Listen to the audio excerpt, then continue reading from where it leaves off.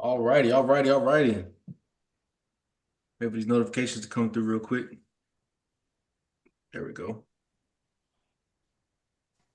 Let me jump on myself. Yeah. I'm about to get at it here.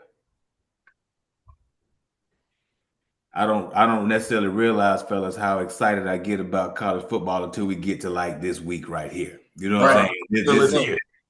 You know what I'm And with that being saying? said, let's jump back into it. Hey, man, we're so excited to be back. I know we got people that's getting into the live stream real quick, but man, this group right here, the Earle and Rich Show, is so happy to be back on YouTube, back getting live, getting to a discussion topic about what's coming up in this upcoming college football season, 2025-2026 season. So, guys, with the outlook coming on week one, this upcoming Saturday, man, we got a big slate of games. Big slate of games. I just want to say before we get into it, man, I'm so happy college football is back. I'm so happy that we get back to be in this topic area. We can have a discussion where we can really just diagnose some football again and have some life to our lives again, man. This right here is what I'm all about college football season, man. What do y'all think about the upcoming season before we get into the game discussion? So, man, there's so much going on right now. Yeah. Outside of the fact that you got a humongous clash between Ohio State and Texas in week one, right? Um, you know, uh, you know, this game, there's a very nice slate of games going on in week one. Week zero was nice. It was good to see Kansas State and Iowa State yesterday in Ireland on television, just to kind of go ahead and get your water bottle warmed up, for the upcoming season. But there's a lot going on with the committee, with the committee still not necessarily sold on 16 teams. You know what I'm saying? We may sit at 12 for a minute. Mm-hmm. That's interesting. I do think if we end up going to 16, it gets a little convoluted, but I do like the idea of allowing those additional 4 teams to come in. Hell, March Madness is looking at going from 68 to 72. I mean, let's let everybody in, right? Yeah. But I do think that this season is going to bring a lot more parity than we even had last season. I think they're Penn State. I think the betting public is probably a little too heavy on Penn State. Mm-hmm. I think we're a little too heavy on Clemson, but we'll get into all this as time goes on.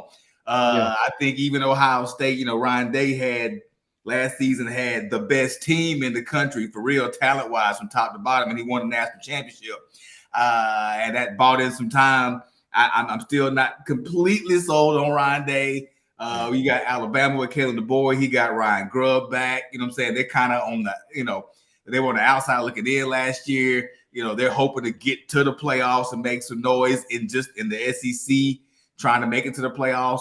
So much going on, man. I'm just excited about all of it. What you got?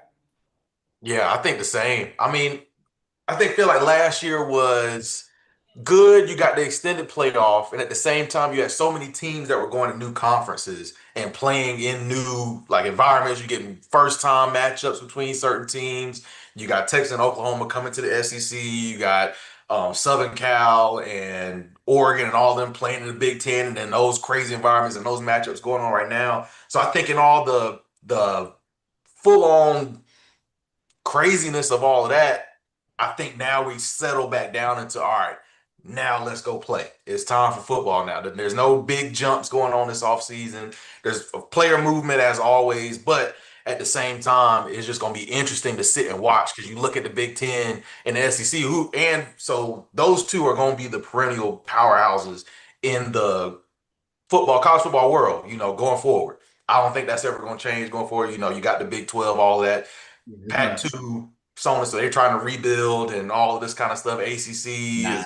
has two teams basically claiming for it. I mean, your top 2 teams in the ACC was that team from the upstate and SMU were the 2 discussion teams from that. Now that Florida State's kind of gone off a shelf. But now you get the parity, you get the matchups. You've seen what those environments look like. You've seen how those teams play against one another.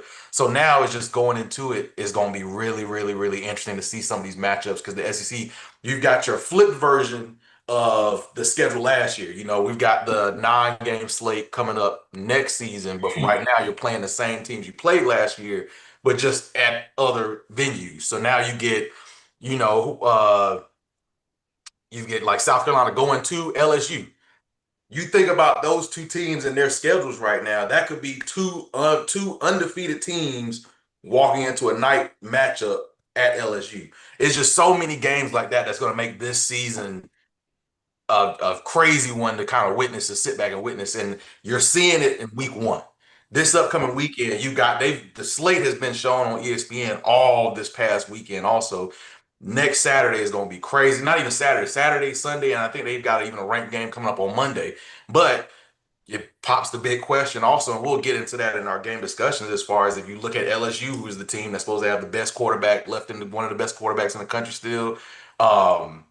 Going into the fake Death Valley in the upstate and taking on Clemson, but LSU has their problems of every season for the past 2 years. They can't win their first game, no matter how big and bad their team is supposed to be. So I think the discussion and the play out of how everything is going to go this year is going to be real interesting to see. But I'm definitely excited for it. I haven't been this excited for a college football season in a very, very long time. I think it's going to be really good. Yeah, I think one of the big things about this season is kind of I think that most of the formula is figured out. I think when the NIL kind of came into a lot of teams trying to figure out how do I mesh this with my old players, with my new players, and my new players with my old players, and figuring that out. Then the college football playoff changes. Now, how do we mesh with the new format of the college football playoff this year? I feel like a lot of teams know exactly how to meld through the whole season. So I feel like when you think about the aspect of it, there's a formula to what you got to get done. These week one games are so exciting, but a loss in week one is not going to derail your season like it did the past 5 years ago. And I think the formula to me, kind of just me even playing college football, the game is you got the chance to lose one out of conference game and you got a chance to lose one in conference game. If you're in that pool of you lost both of those atmospheres, you kind of scarce of getting into that playoff. But if you can win those games, you're going to be a guaranteed slot in a new seeding this year. I think it's going to really correct a lot of things that we saw last year in the aspect of why didn't the college football playoff atmosphere feel like some of those regular season games? And I think now we got the seeding that we need to kind of support the teams. And my biggest thing this season is I wonder, are we going to have that team like we did last year, Sean, like the Ohio State that was just talent-wise better than other teams. And I think through the regular season, they were, to me, average. But I think what you saw that really come up is in the playoffs when you got that depth of a true team, you got that depth where you can last, you can overcome injuries and things like that. Now you're soaring above the rest of the people, kind of like it is in NFL. That team that goes in the playoff with an advantage of health over teams that are unhealthy usually win those tight games. And that's what a lot of Ohio State benefited from. So this year with everybody having a clean slate, everybody back fully healthy, I got really three top teams that I think really have a chance to take it all. And most of them are in our conference that we're going to support in those podcasts right here, the SEC. So when we think about our game breakdown, our discussion breakdowns, man, we got some big targets and we got a big week one ahead of us. So I'm looking at the aspect of big picture, what teams got the most pressure coming into week one and the aspects of who needs to win the most week one, and also what this is going to do for their season going down the line. What y'all think about big games, big teams this weekend in week one? So I'm gonna go ahead and start off by saying that Florida State needs to beat Alabama. That's if we isolating week one, big games in week one. FSU sucked last year. They come out the gate, and from everything I'm hearing, I've got some homeboys that are very closely connected to the Florida State program, and they're saying what we're going to see this year with them is going to be exactly what we saw last year. Now, if Bama comes into Florida State and drums them, I think the head coach of Florida State automatically, immediately gets on the hot seat, because what Florida State cannot do is invest all these millions of dollars in these renovations at Doak Campbell Stadium and then come out in a high intensity, high impact game against a helmet and lose. You know what I'm saying? It's gonna be like the waterfall is just coming. So Florida State, to me, Drew, is gonna be my answer to that question as far as the team that really needs to get that week one win.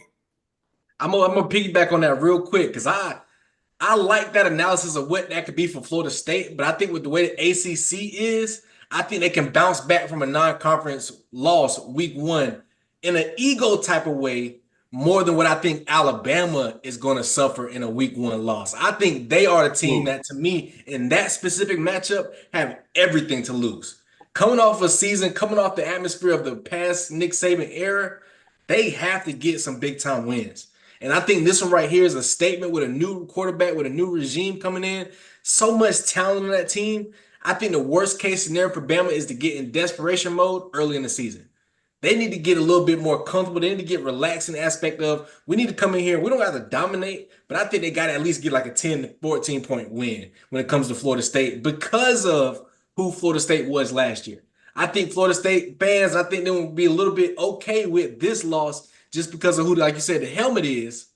But man, if Bama loses this game right here, You're right. the egg on Kalen DeBoer's face in that room is going to be something that I don't know he's going to be able to wash off unless he goes clean slate for the rest of that season. So I get what your aspect on Florida State, but It goes both ways. Bama's pressure for week one in this game right here is man, it's through the roof. I'm itching myself. Hey, you're right about that. It goes both ways because look, I'm so glad you said that. I didn't think about it from that perspective, but the losing coach of this game, right? The pressure on them becomes immense. So let's go ahead and put it out there. Whoever loses this first game between Bama and Florida State, that head coach, oh man, the message board is gonna be wide open. Oh yeah, man. Calling for jobs quick. Right. But I think Florida State can bounce back easier than what Bama can, just because the schedule is gonna be so crazy. Bama, you lose this one, you go to Georgia, you could be having a 50-50 schedule going into like week 5. 50-50 Bama could be forced into a situation where they have to win out early. Right, early, which is a terrible place for Bama to be in. Not what you want to be. Not in Tuscaloosa. I got you. I'm with you. Yeah.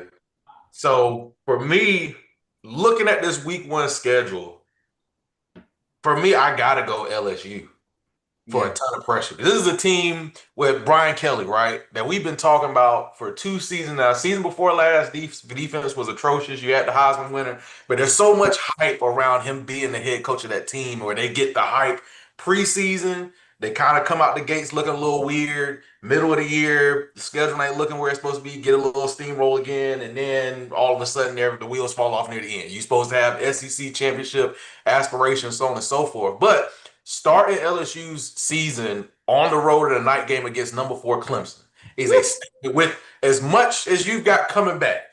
You've got your offensive coordinator, which they've been saying, the defensive coordinator, which they've been saying has been their issue. And they got it fixed last year, so on and so forth, by getting the guy from Missouri, and he did his thing last year. But let's just say, out of your first 6 games, 4 of them are against top 25 teams, right? You come out and trip up and lose your first game again to Clemson. Again, right. Right. You lose that game, you'll bounce back against Louisiana Tech. Then you got 15th Florida. Nobody knows what Florida gonna look like. I'm still down on the Napier. I still got him on the hot seat, so on and so forth. But it's still a Florida team that has been known even last season. They can shock some people with DJ Lagway back there at quarterback. Then you got another cupcake game, and then you got to go on the road to Ole Miss against Lane Kiffin, and you don't know what he's got going on. And then you come back home and have to take on South Carolina. Who knows what that? That's what I'm saying. It can flip either way. Both, you could go into the South Carolina game 5-0, and at the same time, you could go into that with 2 losses already. And what does your season look like at that point in time? Desperate. Hey, let me ask you a question. Who would you rather, Cade Klubnik or Lenore Sellers? Lenore. I know you a fan. I'm talking about Lenore. No, take the fan. That's a tough one to me. No, that's a tough one to me. Go look. I wish I had it. Matter of fact, before I break down, because LSU Clemson gonna be one of our games. Yeah, I'm gonna break down how Cade Klubnik plays against top 25 teams, and it's a trophy. The 2 teams, even against the bad South Carolina teams, he has never thrown a touchdown against South Carolina. He's never scored against South Carolina. Listen, the 2 rushing ones he had, other than the ones he had this past season. Now, I'm not ducking Clemson at all, or I'm saying their name too much. I'm not ducking that team or bumping that team at all. I think he's a serviceable quarterback. But if I'm looking at somebody I want to go out and go win me a football game in the trenches of the game with how we were seeing Klubnik look, Clemson should have lost 3 or 4 games down the stretch last season because of his play alone. But Versus ESPN got Forrest, Klubnik as a Heisman contender. some people got him as the favorite right now. Right. What's Okay, up with because that? he got an easy schedule, he gonna put up stats. He got an easy schedule. Yes, He gonna I'm put up saying, stats. but y'all, hey, scrub now. He got talent. y'all get me wound up over this. I don't like them now. I don't like them. But I've seen Lenore Sellers go out and win football games. I have too. And put the team on his back and go build them to a win more so than I have seen Klubnik. And that's what I'm going with week in and week out. I'll take him all day. Right. I'm with you. I'm with you. That's what I've seen. I'm not saying, it's off of potential. On the field against high caliber competition. Right. I've seen it happen. Not in the ACC. Right. Sellers almost winning the Tuscaloosa after making some mistakes and almost won that game. With the Turkey. Exactly. Like, yes. A 2-point conversion with a wide open guy in the end zone away from possibly winning that football game. Right. My point is the media is on Clemson because three reasons. Because Dabo Swinney finally went into the transfer portal. Mm-hmm. Cade Klubnik came back. Right. And they got a weak schedule. That's why they own Clemson like that. And I get it, but I'm not hating. I'm not hating either. I'll say this Get right these here. people off my screen, man. I ain't even trying to look at this. Team in These the colors, country. right? I'll say this right. For every team in the country, Clemson is going to be a problem. They're going to be a true problem. For LSU with this week 1 matchup right here, I know I want to talk about this game when it comes to our week matchup wise. But there's one glaring issue that LSU has not solved in the Brian Kelly era that Clemson has the capability of executing at a high level, which is going to be something we're going to talk about later this week. But if that is not fixed in the first quarter of this game, LSU, y'all go ahead, kiss your season goodbye. Well, kiss it goodbye. Hey, and look, and not just that, but who is the third quarterback in the Heisman in the early preseason Heisman race? Who the third quarterback? Nussmeier. Yeah. Nussmeier. You got Manning, Klubnik, and Nussmeier. Yeah. You know what I'm saying? I mean, I don't know. I don't know what y'all. I say deservedly so because he put up some crazy stats last year. He did. He got it. I don't think LSU's offense is going to be the problem. I think that's always be a formidable offense. It never is. Have the talent on the outside that most teams are not going to be able to match up with them when it comes to easy throughout the game schedule. I think it's going to be about situational football with LSU. Yeah. And can you fix the areas of your defense that you have not been able to fix in your past? So, a lot of game discussions about LSU where we're going to get into the nitty gritty about their team. Yeah. And Brian Kelly as a coach, but he's a lot of glaring issues that he just overlooks and thinks just because I got a strong quarterback and a strong offense, we just gonna win games. Now, coming out of week before last, their message boards were blowing up because of the fact that they were saying they were having glaring O-line problems. Yeah. And to go into a season like this where you got all this hype, that can't be your issue. I don't think that's gonna be a big issue. I don't think O-line is going to be their big issue. I think their big issue is going to be close game situations. And can you win close game situations without the other team dropping the ball? Yeah. I think that's where they lost a couple games last year where they just could not pull out those close game situations. And now you got the vets to be able to calm enough and pull these games out. So you got I think LSU season is going to come down to really 3 major games. This one right here against Clemson, the one against South Carolina, the one against Alabama. You've got to at least go 2-1. Right. If you want to make the playoffs. Yeah. Knowing that you can have 2. See, man, okay. Here's another discussion because I know what you're about to spin off into. This is another. I'm about to spin off into this into what they just broke out this past week, talking about the weighting of strength of schedule. Yes, that's going to be the emphasis. The emphasis on strength of schedule, how. So if it's really gonna be that, I believe the loser of the Texas-Ohio State game ain't got nothing to worry about at all. This is like an exhibition game. It's like a scrimmage. Yep. You know what I'm saying? You went on the road, or you played this tough game, whatever. But I'm really curious to see how they actually weigh that. But the thing about it is, we're not going to know that until way on down the line. What week are they? What week are they releasing? Because they say it's supposed to They be don't earlier release. this season. That they're Yeah, they releasing did say it's going to be a little early, which is a good thing too. and they're gonna have metrics this year also as to what they're looking at. Right. So that's going to help all this out. You know what I'm saying? I think there might even be some sort of, when you say metric, I don't know if it's a computer or what. I don't know what it is. I'm not sure either. That's all they said was, hey, we'll release them earlier, and there'll be definite reasoning as to why people are placed in the rankings. Right. And I truly believe that decision, because the decision for the SEC to go to a 9-game schedule, a conference schedule, came right at the same time that the committee decided that they were going to weight strength of schedule more. They're going to weight it more. Right. You know what I'm saying? The SEC was not about to get off of an 8-game schedule until the committee said they were going to weight strength of schedule, because they know playing it within the SEC is that much. It's just hard. You know what I'm saying? You can have the SEC at the same time. SEC getting criticism for doing it that way. Right. Which I think that's granted, because I'm not going to put myself at risk if I know I'm going to kill myself at the end of the day. Why? Why would I do that? Why? SEC is like, okay, cool. We had a good showing in the tournament last year, but we need about 2 more teams to get in. Which they should have. Should have had about 2 more teams to get in. But I think with one thing I was saying earlier, with that straight seeding now, I think we're going to get that. So, because now it's a little bit less emphasis on those losers of those conference championship games. Right. I think losers of conference championship games can still get in. Yeah. But real quick, to answer a question, I think that I looked it up. This is ChatGPT, so we're listening to AI here. Yep. AI says the first release date of college football playoffs is going to be November 4th on the Tuesday. All right. Got 2 months of metrics to look at leading up to December. And October is usually going to be a huge month when it comes to football, so that's going to be October. A little bit of meat and potatoes. You're going to face some good teams in the early October, so it's going to be interesting. Yep. For the good of college football, I think what they're doing when the SEC going to 9-game schedule that mirrors the Big Ten,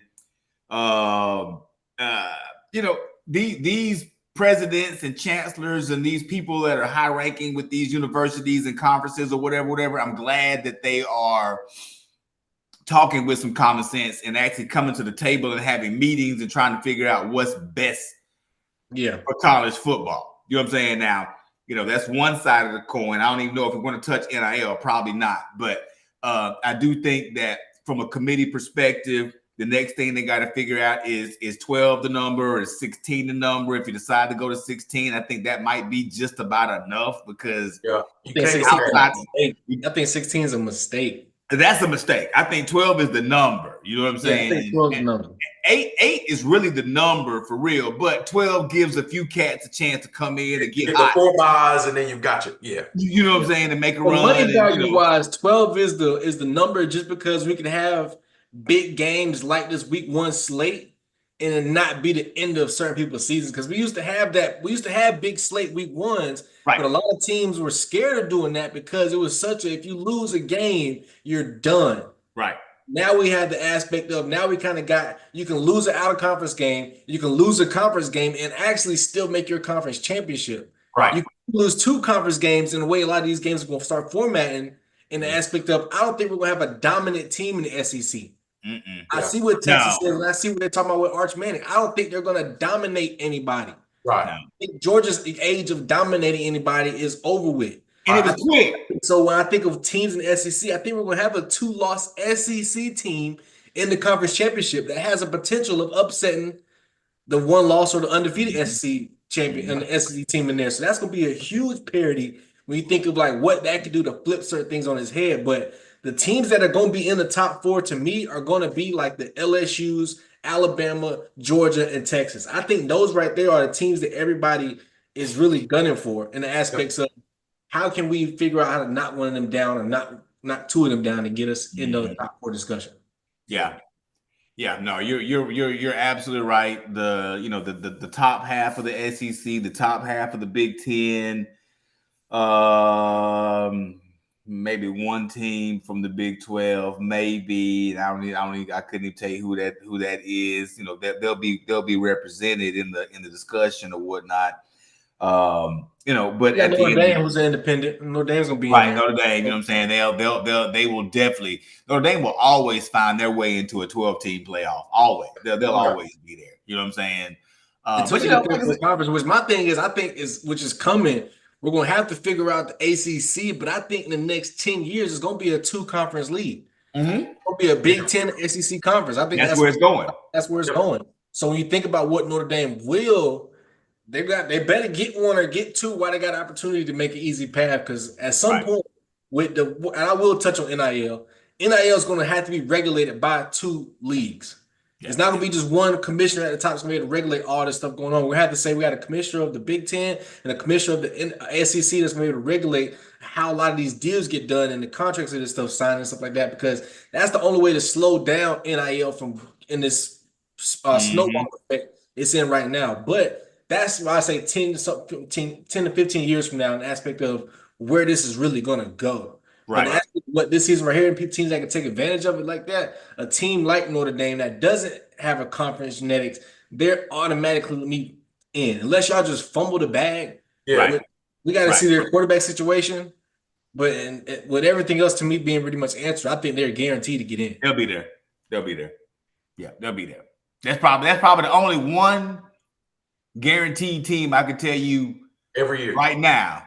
Yeah. Right now, it's gonna be there. I couldn't guarantee nobody else, but I can guarantee Notre Dame gonna be in already. The only way they're out, and even the only way that they're truly out, is if they lose 4 games. I even think with Right. three losses, I think they still are Right. in. Depending on the losses and how the losses occurred. But no, They can because even still get in. before they had a bad loss to somebody that was an ugly They loss that did. still snuck in Right. at the end of all of that. So, like I said, I even think with even a bad loss, they'll Right. still make their way. They'll be there unless they have 4 to 5 losses. Yeah. Notre Dame's gonna be in the playoffs. They'll get there. Yeah, they'll definitely get there. So that's I got any SEC sleeper teams I think they might pop out of nowhere? Auburn. Auburn? They talking about they got 3 quarterbacks about to play week 1. I don't Listen. about no Auburn. Listen. I've done this every year. Hugh Freeze has been at Auburn. The last 2 years I've done this. I can't stand him, but Yeah. I've given it praise. But I've always maintained give Hugh Freeze enough time. Mhm. You know what I'm saying? Let him figure out his quarterback, and Auburn gonna make some noise. You know what I'm saying? And that's my sleeper team. No A&M, nobody, no Missouri. But I think Missouri gonna go ahead and take their back seat. Yeah. I can't even call Vanderbilt a surprise no more because Pavla is back, and they probably gonna have a little decent run, but they're gonna be all right. But they're not gonna have the season they had last year. Yeah. But for me, it's Auburn. Ole Miss will make the playoffs this year, but Auburn is going to be a surprise team that's going to clip somebody, maybe twice, 2 teams that are trying to make their way in. Yeah. And it could be Bama. But Auburn going to clip a few people off this year. This is Hugh Freeze's year, in my opinion. For me, the team I'm gonna throw out there is gonna be Florida. Yeah. I think you got to put a lot of hype in Florida's quarterback and DJ Lagway. You do. I think with Napier, I think he's kind of understanding that I just got to put my team in a situation to not lose games. Right. I put my team in a situation to not lose games and keep a tight game. I think they're gonna come out with a couple big upsets, but I think their win total, I give them maybe like that. They could be like a 3-loss team on the verge of getting in. I think a 3-loss team on the verge of getting in with a Heisman candidate quarterback on the field. Okay. Because before he got hurt last year, I think that he was really kind of getting that confidence and that swagger about him. And I feel like a Cam Newton if he never left Florida. That's what I can see type of season from him, but a little bit better accuracy when it comes to certain passes in college. Florida to me is a team that you really got to watch out. Watch out with. I like it. Yeah. And I've been down on Florida. For the past couple of years, but it did shot me down. I can at least buy into it, Drew. I can at least buy into what you're saying. I think if they play at the top of their level for in big games, it don't got to be week in, week out, but in big games, if you win top of your level, I think you can come out and get a couple upsets. Now, if you don't get those upsets, because you probably got one of the hardest schedules in the country. If you don't get those upsets, your season's gonna be just what the trash like everybody's been thinking you is. But I think they can get a couple teams and get that win total from going from like 7 wins to like 9 wins.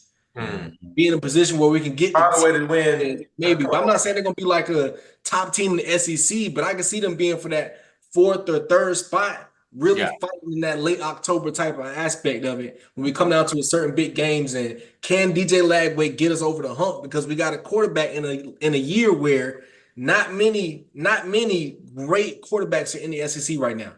Not True. many great ones that we've seen. We got Arch, we got Nuss, but outside of those two, Right. It's unproven. Yeah. right. Nico's gone. We don't got a lot of people that was really like name wise in the aspect of these quarterbacks are going to lead teams to the playoff. We know guaranteed they're going to get there. Yeah. Did we you just said Nico, man. It just I don't mean to laugh, but like his decision, and I don't want to derail the conversation, but like We Yeah, good. hey, it's possible. That's you know what what I'm saying? right But, like let's go back to Nico. You said Nico. Yeah, all right. So hold on. I'm Yeah. gonna just file real quick. So my sleeper is gonna be A&M. Yeah, go ahead. Yeah.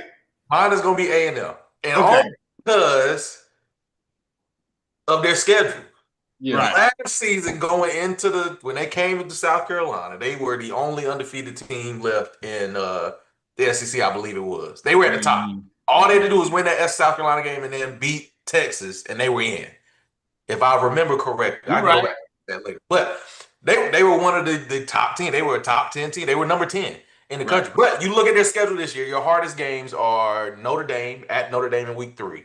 You don't have another hard game until you're at home against Florida in the middle of your season. Then you got to go to LSU, which how does LSU look at the back? You're in the back half of the season at this point. How do they look? South Carolina comes to you, and then you got to go to Texas at the end of the year. All of those games none of them are back to back.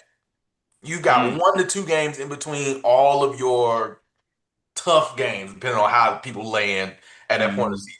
You get past Notre Dame, you don't have another hard game until let me see, week 6 when you host Okay. when you host Florida. That's your second hardest game. So depending on how Notre Dame looks, they talking about starting a freshman quarterback. Do you roll past that one and you have Florida coming to you? Okay. You 5-0, 6-0 at that point in time, and that's why they could be the. I give you 2 points on Texas A&M. I Yeah, can't really get on the Texas A&M bandwagon like as a sleeper team until I see what Notre Dame is with their quarterback situation. And correct. Sean said what Auburn is. Because Auburn, that back-to-back game after Notre Dame, is a sleeper game for Texas A&M in the aspects of a smash mouth type of game. And I think that's what Auburn's going to bring to that type of atmosphere. But I don't know if Auburn's going to have the firepower to get over a team like that. But I also don't know. On the road too. They gotta go to. I also don't know if Texas A&M's quarterback is going to be what. Marcellus Reed. Right. I don't know if he was going to be like, because last year I thought when teams committed to the run, I thought they exposed who he was as a quarterback. Yeah. So I mean, that's not going to fly 2 years in a row in this type of league, just because teams adjust too easily. It's gonna be interesting. Interesting. Yeah. I think it's gonna be. I'm just saying. Yeah. The schedule is not one of those. Well, you don't play a Bama. You don't play a Georgia. You got Texas at the very end. Texas at the end is a derailer. That is a Right, season. Yeah, and that's what They could blew be them up sitting last on year. 2 losses or something. They could be That's what sitting blew- on, you know what I'm saying? And That's they what blew them up last year. The winner of that also game. critical as well too. Yeah, the winner of that game last year was the team that went to Atlanta. If they had won Texas, they would have went to Atlanta. So you got to think it's a huge game at the end of the year. And you had that chance at home and dropped the ball in the fourth quarter. They had it won. They went for it on that fourth down to try to go score that touchdown and take the lead. It fell apart after One that. thing I feel like the committee, when it comes to playoff rankings, don't take consideration enough is momentum. If a team like Texas A&M, if a team like Bama, if a team like, let's say, like Clemson, South Carolina, lose that last game of the season, that momentum of other teams that are winning in those games coming into the end of the playoffs, I think something this year is really going to derail a lot of teams. Clemson got lucky in the aspect of their ACC matchup. But to me, if they get another formidable opponent like a Miami or something like that in the SEC championship, I think Clemson can be on the verge of getting kicked out in the wrong type of way as well too. But the momentum of those late season destroyers on those last game of the season is going to be huge for teams that are sleeping. I feel like They 10 lose it here in last game Columbus. of the season is a little bit too much to overcome.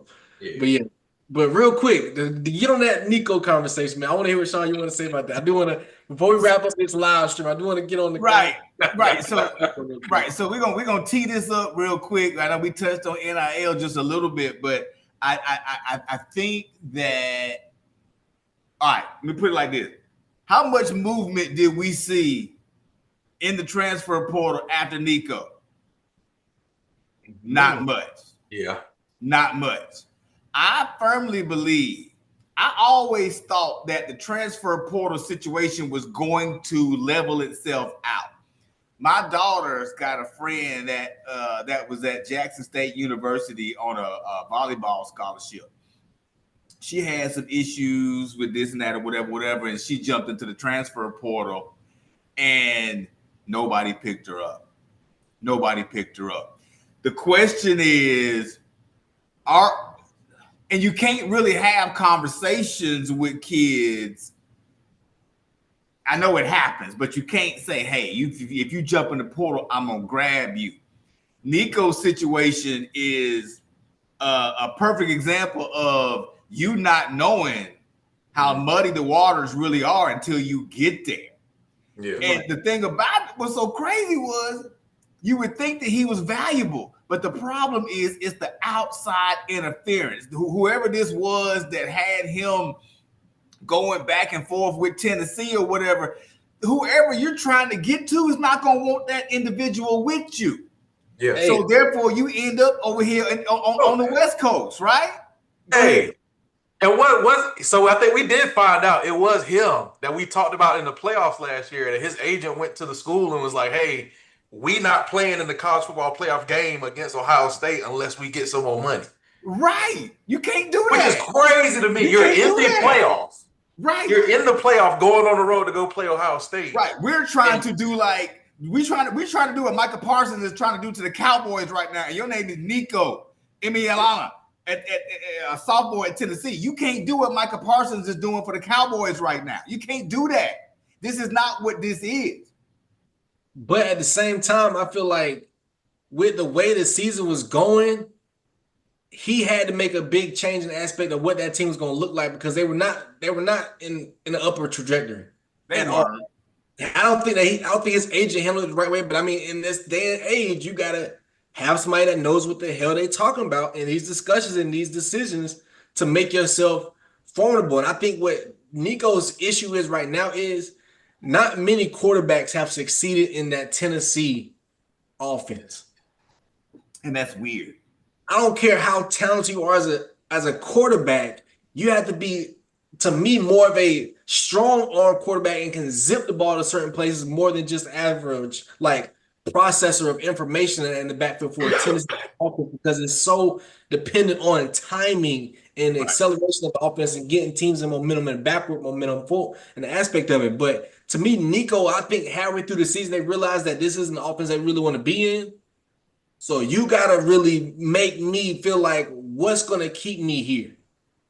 Yeah. And it's not this offense because I'm not getting the best of my abilities to be shown in this offense. So my thing is, it kind of goes back to like high school when you feel like your kid's at a high school that's not showing his talent to the best of his abilities. Mm-hmm. Is this gonna get my kid recruited being at this playing for this school? In high school, you can't be like, well, we'll stay if you up this contract a little bit because now it makes it more worth it. But now you're saying, okay, cool. I'm changing the mentality of why we're playing football in the biggest moment of our season, which is completely wrong.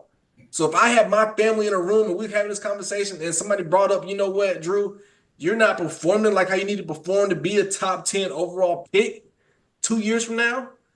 So why are we even in Tennessee and his family's from the West Coast. Mm-hmm. So it's kind of like a Bama with Bryce situation where you left your to go to this SEC school to get you to a position where you could be the number 1 overall pick.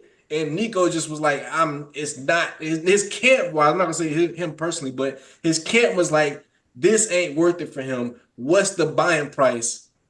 What can we do to get everything to be worth it? And I think the way they just went about it was completely wrong, which put a situation that was, I think if it wasn't for the outside noise around him leaving, I think Sean he would have got picked up like he thought he would have. Right. Yeah. But the Right. way Without it the came noise. out was just a complete Yeah. negative story, and it's more of like a holdout situation when you ain't nobody to hold out. What you Right. What you hold Yeah. out for? Yeah. right? So I feel like man, you got to be careful in today's league in college football because Yes. one wrong ear and one wrong voice in your ear can derail a lot for you. And I'm a Nico fan. I think Same. tremendously talented wise, a prospect wise, he is like potentially what Travis Lawrence was coming out of high school. If not better. Right, if not better. Not aspect of what he did last year at Tennessee. People don't try to go in the comment section and rip me for saying that. Not what he did on the field, but prospect wise. Looking at who he is, a 6'5" quarterback that's got an arm talent and can run. His prospect wise is everything you want for a quarterback. So I Mhm. think he's going to have an opportunity. I don't think UCLA is his end game. No. He'll move one more Oh time. yeah. He has the opportunity this year to play some big time games and show himself in a big time way with an offense that he can really just control. He's Mhm. going to be right back in the portal next year, which I Yeah. think is the problem with the NIL, which we're going to have a long season to be able to talk about a lot of this stuff, which we shouldn't have even multiple jumps in the portal. Yeah. If it's such a big decision, you got one opportunity because you really got 3 year span. I hate people that's looking like I'm playing with 4 teams in 4 years. Yeah. You can't even do that in the NFL. Like, come on now. So it's so much with that situation right there, but Yeah. It's Nico crazy. got to understand that to me, he has to put on a better performance than the quarterback that went to Tennessee. And I hate Right. that it's that Oh competitive. yeah. It's gonna be compared all year. If Tennessee falls, Nico's appearance in the whole situation is going to be better. But if the Tennessee soars and Nico falls, Oh yeah. You Hey, jeez, I can't even think of what listen his here. NFL prospect like. He might drop to a day 3 quarterback. Right. And look, and not just that, but you could get certain camps to say, I maybe we need to sit where we at. You already the starter. You already the starter, right? It ain't like we're talking about playing time. Right. Mhm. Why do we? You know what I'm saying? Like, you know, I'm a big fan of sitting in a place, especially if you've got the same coach. But I do also understand that things happen and things can change. You know what I'm saying? And, you know, and you may not find yourself welcome in a place anymore. You know what I'm saying? Or for whatever reason. You know what I'm saying? But I'll say this though, Sean, it's a hypothetical situation. It is Being in the situation that you're in, if you had to correct. pick a school for somebody, just hypothetical situation. If you had somebody that you was looking at and say, I want to pick a school built for you to be successful, Mhm. and you realize he's not being successful, we got to talk about, okay, cool. I might need to do like the Caleb Williams route and follow Lincoln Riley, follow the QB coach that's Follow the going coach, right? to Yeah. where I need to go. And I hate to say it, we're gonna talk about Tennessee in depth this season, but name Mm-hmm. a quarterback that he's produced that has shown that they are a first round talent. Yeah. Listen here. I'm gonna take 2 minutes max and break down a personal situation just so y'all understand where I'm at with this. Me and my son was in the 7th grade last year. We moved from Texas and we went to a school that we were familiar with. And due to politics, we didn't get an opportunity to play. We left. We left. So I'm talking about Nico, but I did the same doggone thing with my boy. You Right, know but what I'm it's, saying? it's a different way about how you approach the situation. It's how you The overall result of the handle situation. it. Right. It's Yeah. how you handle it. You know what I'm Yeah. saying? Yeah. You know what I'm saying? You don't do it like that. You know what I'm saying? Now, granted, with my situation, we ain't talking about no money or nothing like that. We talking about playing time or actually reps. Basically, we talking about trying to get reps at the middle school level. Right. Yeah. But for Nico, he was already getting paid. So it wasn't like he wasn't getting no money. But it just seemed like his camp felt like he was supposed to get more than what he was getting. And they started shopping him. And I'm like, bro, you already at a top tier SEC school. Like, Mhm. how much higher up do you want to go? I mean, Ohio State's probably about as far as you can go from Yeah. here. Yeah, but And if I they gotta say, didn't I call think, you, then hey, sit your ass in Tennessee. they handled the situation completely wrong. But I truly think he's going to benefit more from leaving Tennessee than he would staying at Tennessee. Right. I Yeah. think that what they proved, what they showed last year with Right. his ceiling with Tennessee, Right. which is not enough. Right. It's Yeah. not enough because of the Yeah. offense is just something that you gotta. I feel like it's not. You gotta be what the offense is. You Right. can't make the offense isn't what you are as a quarterback. I think for a lot of kids, when it comes to their specific talent level, you gotta scheme certain things around what your quarterback is talented as. True. Yeah. You have to. Yeah. Nico's got the arm talent to make that 50-yard across the field throw down the middle, down the sideline, stuff like that. He's got the arm talent, but that might not what he need to be doing all the time. He's got the capability of doing read option stuff like that, but that might be what he need to do all the time. His RPO might not be his formula as Right. trying to fit a square block into a small circle. Like he Right. just fit in Right. that aspect. So I think that there's so much when it comes to this season that we're gonna be able to talk about in the aspect of it all. But Yeah. that right there is really going to, I think it already has put a huge statement on It NIL. has. It But has. it's gonna follow him until he gets drafted, until his name gets called on NFL draft night. Yeah. He's gonna follow him on that decision to leave Yep. Tennessee, and the way Yep. they handle that is gonna follow him. And a lot of people, like you said, are gonna watch that camp wise and say, "Hey, we had a sacrificial lamb to make a big mistake in NIL. Let's watch and see how we can still benefit from what he did, but in a different way to get the most we can get." And I think Right. it's crazy. Yeah. It's so crazy. And if you're that kid that's thinking like Nico and his camp was at that particular point in time, you're definitely going to use his missteps Right. to your advantage. You know what I'm saying? They're kind of moving forward. You know what I'm saying? But to be honest with you, though, he looked at Carson Beck and said, "I'm better than Carson Beck. I pay more than Carson Beck." It's just the way he handled it, and the outcome is just, "Hey, I'm firing everybody in my camp. Y'all got to go. All that money I lost is all y'all contracts I done signed with y'all. Get up out of here. Right. And let's restart this thing when we get back on the West Coast." But I think UCLA's got a good schedule. They got a couple big opponents that if you can show games, I'm interested to see what they're gonna do. I'm interested to see. I just feel like if they knew that UCLA was gonna be the ultimate destination in the end, they would have never gotten the portal in the beginning. Correct. I agree to that. I truly agree to that too. Yeah. I truly agree to that too. But sometimes you got to walk around with the egg on your face. Hey man, you got to do that. You got to say, you know what, we're gonna make the best out of this situation. And my son's that dog I think he is. He gonna prove himself. That's it. 100%. That's it. What you got, man? I don't got nothing. I'm good. I'm ready to watch some games and break down everything in between. Same here, man. I'm ready for it, y'all. Thank y'all. Thank you. I'll say this though, for anybody tuning in right now, thank y'all for tuning in late night. We got some really new stuff coming for this podcast to make sure it's interactive with the fans. So please comment, share with us your best moment from the night, and please let us know what you think about in the upcoming season, man. We appreciate y'all. We wouldn't be here without the fans that's watching this show, and we want to say thank y'all. Anything y'all got to say on the outro?